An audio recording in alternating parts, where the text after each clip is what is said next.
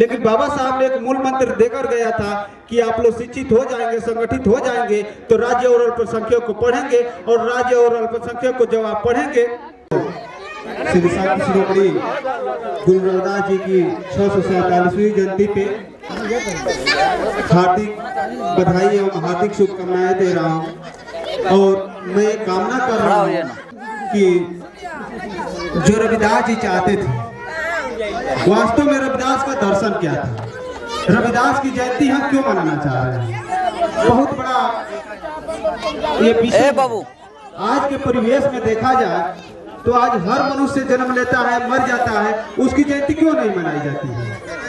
लेकिन 400 से ऊपर हो गया रविदास जी परिनिर्वाण हुए, लेकिन आज भी हम उनके जयंती मना रहे हैं। ये क्या कारण है, इसके बारे में हमें जानना चाहिए कि उन्होंने हमारे लिए क्या किया है कि जिसके वजह से आज 400 वर्ष पहले थे और आज उनको हम याद कर रहे हैं। जैसे रविदास जी के दोहे से ही समझ सकते हैं कि रविदास जी क्या चाहते थे। जैसे उनका प्रथम दोहा है, ऐसा चाहूं राज में मिले सबन को अन्न, छोट बोड़ सम रहे तब रविदास रहे प्रसन्न।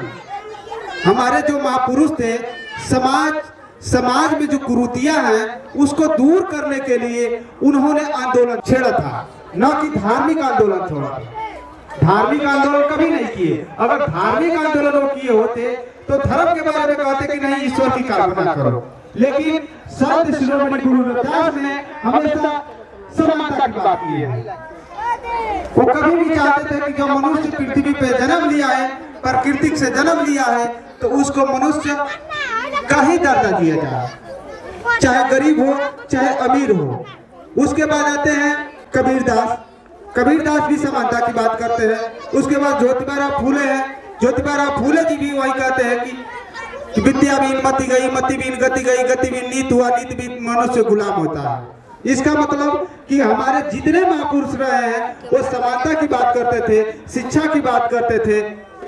लेकिन आज के जो महापुरुष हैं, आप लोग जानते हैं कि हमको शिक्षा से दूर करना चाह रहे हैं। जो बाबा साहब का मिशन था, जो रविदास का मिशन था, चाहे ज्योतिबा फूले का मिशन था, वो मिशन को खत्म करना चाह रहे हैं। वो भी जयंती मना रहे हैं। जो उनके विचारों के खिलाफ थे वो भी आज जयंती मना रहे हैं। हमें देखना चाहिए, सोचना चाहिए, समझना चाहिए कि वास्तव में असली रविदास की जयंती कौन मना रहा है, अंबेडकर की जयंती कौन मना रहा है, उनके सपनों को कौन पूरा कर सकता है।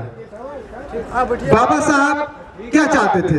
बाबा साहब हम कहते हैं कि हमको इंसान बना दिया, लेकिन वास्तव में इंसान बनाए कैसे?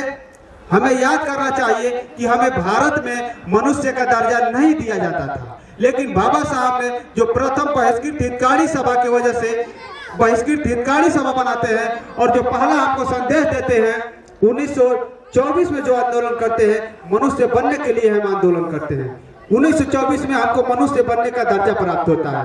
उसके बाद से 1927 में हमको पानी पीने के लिए आंदोलन करते हैं। उसके बाद से वोट देने का अधिकार 1931 में मिलता है। लेकिन आज तो हमसे सब कुछ छीना जा रहा है, शिक्षा का अधिकार छीना जा रहा है। हम लोग कहते हैं कि शिक्षित बनो, संगठित रहो, संघर्ष करो।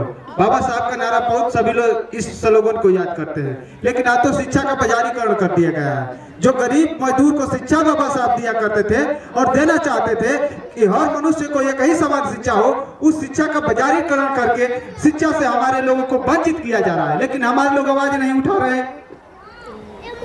जिस समाज को वोट देने का बाबा साहब ने अधिकार दिया, उस अधिकार को वंचित किया जा रहा है। लेकिन हमारे जो 131 सांसद है वो चुप बैठे। क्यों चुप बैठे? इसलिए कि पूंजी जिसके पास हो जाती है वो गरीबों की बात नहीं करता है। अगर गरीबों की बात करते तो हमारे अधिकार छीने जा रहे हैं, लेकिन कोई बोलने वाला नहीं है। क्या यही संत रविदास का सपना था? संत रविदास का सपना था कि सबके पास अपना घर हो, अपना मकान हो, सबके पास खाने के लिए भोजन हो, लेकिन सारी व्यवस्थाएं हमसे छीनी जा रही हैं। लेकिन कोई जयंती हम भी मना रहे हैं, जयंती वो भी मना रहे हैं जो उनके सपनों को तोड़ना चाह रहे हैं और तोड़ रहे हैं। जैसे आप लोग को मालूम होना चाहिए कि अभी देख लीजिए, बाबा साहब 1956 में और 1951 में एक किताब लिखते हैं, जिस किताब का नाम है स्टेट ऑफ माइनॉरिटी, जिसको राज्य और अल्पसंख्यक, और हमारे लोग कहते हैं कि यही हमारा असली संविधान है। असली संविधान जो बाबा साहब का है, राज्य और अल्पसंख्यक है, उसको आप लोग पढ़ेंगे तो उसमें दिखाएंगे कि बाबा साहब वास्तव में चाहते क्या थे। उसमें बाबा साहब ने कहा कि सामाजिक आंदोलन तो मैंने छेड़कर तुमको प्रतिनिधित्व दे दिया, समाज में चलने फिरने रहने का अधिकार तो दे दिया, लेकिन आर्थिक आंदोलन अभी हमको, आर्थिक आजादी हमको मिली नहीं है। अगर इसके लिए हम याद करेंगे तो 18 मार्च 1956 में रामलीला, आगरा के रामलीला मैदान में बाबा साहब ने कहा था कि हमारे ये समाज के लोगों, मेरा जीवन के 3 उद्देश्य थे। पहला उनका उद्देश्य था कि अस्पृश्यों के घर में शिक्षा, सबके घर में शिक्षा पहुंचाना। शिक्षा देखते हैं सभी लोग के पास शिक्षा हो गई है। सरकारी नौकरियों में प्रतिनिधित्व दिलाना। सरकारी नौकरियों में प्रतिनिधित्व है कि हमारे गांव में जितने लोग देखेंगे तो कुछ लोग जरूर नौकरियों में पाए जाएंगे, और वोट देने का अधिकार उन्होंने दिलवा दिया था। लेकिन जो असली उनका, जहां से वो चाहते थे कि जहां से समता कायम हो सकती है, तो उसके लिए बाबा साहब ने कहा कि समता के लिए हमें जमीनों का राष्ट्रीयकरण होना चाहिए।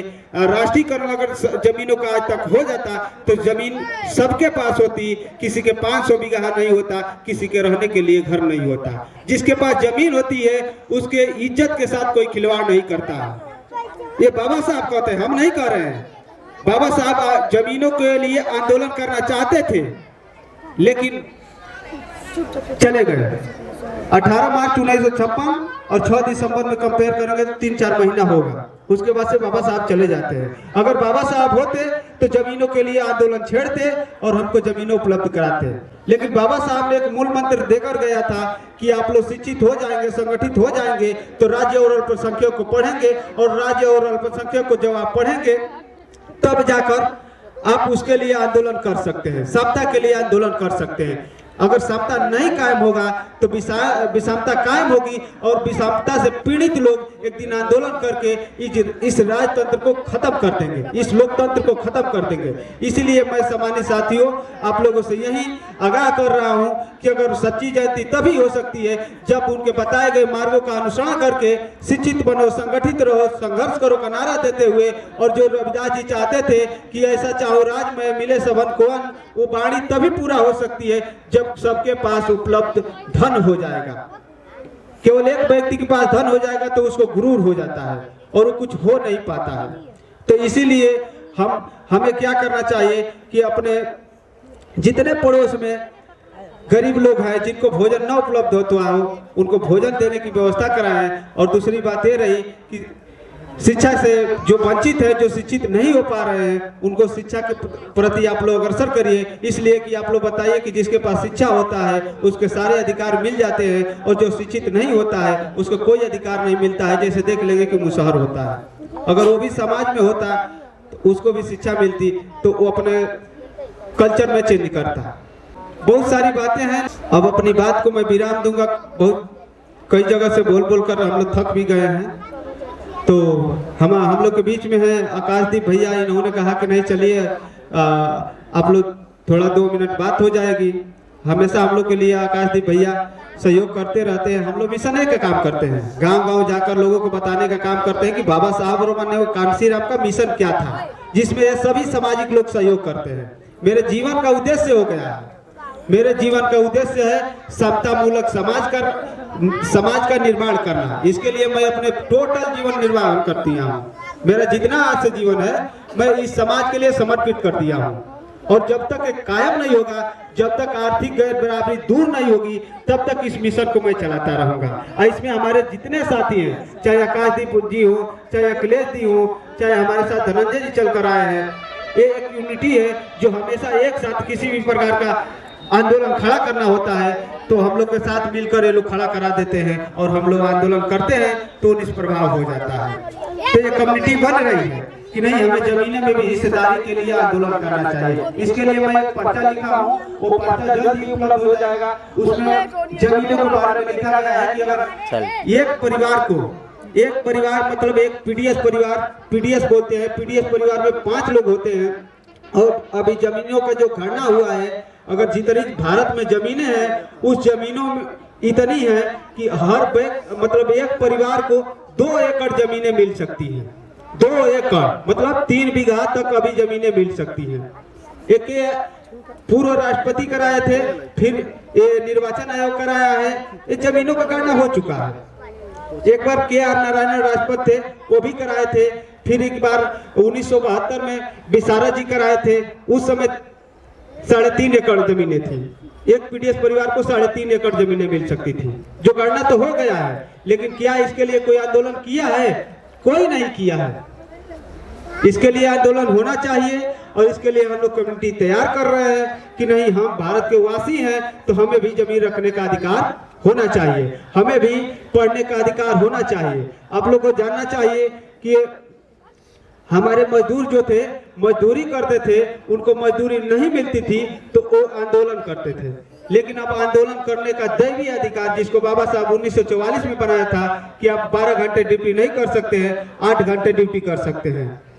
तो उसके ये जो नई सरकार है जो बाबा साहब को बोलती है कि मैं बाबा साहब का सपना पूरा करूंगा, वो बाबा साहब के मिशन को तोड़ते हुए 4 श्रम संहिता बनाई है, जिसमें उन्होंने बाबा साहब के जो बनाए थे कि आप 8 घंटा से ऊपर ड्यूटी करेंगे तो आपको ओवर टाइम मिलेगा, तो उसको तोड़ के ये 16 घंटा 12 घंटा कर दी है। अभी लागू नहीं हुआ है, हरियाणा राजस्थान में लागू हो गया है, दिल्ली में भी लागू हो गया है, लेकिन उत्तर प्रदेश में जल्द ही चुनाव के बाद लागू हो सकता है।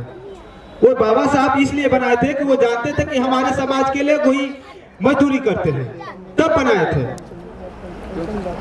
तो बहुत बातें हैं, बहुत बातें रखी जा सकती हैं, लेकिन अब ज्यादा बोल नहीं पाऊंगा। इन्हीं सब बातों के साथ आप सभी ग्रामवासियों को तहे दिल से शुक्रगुजार करता हूं कि इतना बड़ा आपने आयोजन किया। और इस आयोजक के जितने कमेटी के सदस्यगण हैं, मैं सुना हूं कि आकाशदीप भैया के तरफ से आप सभी लोगों को सम्मानित किया जाएगा। तो अभी कमेटी के सदस्य लोग उपस्थित नहीं हैं, तो हम लोग को और कार्यक्रम है, और जगह जाना है। आप सबों को पुनः नमो बुद्धाय, जय भीम, जय कान श्री राम, जय भगत सिंह। धन्यवाद।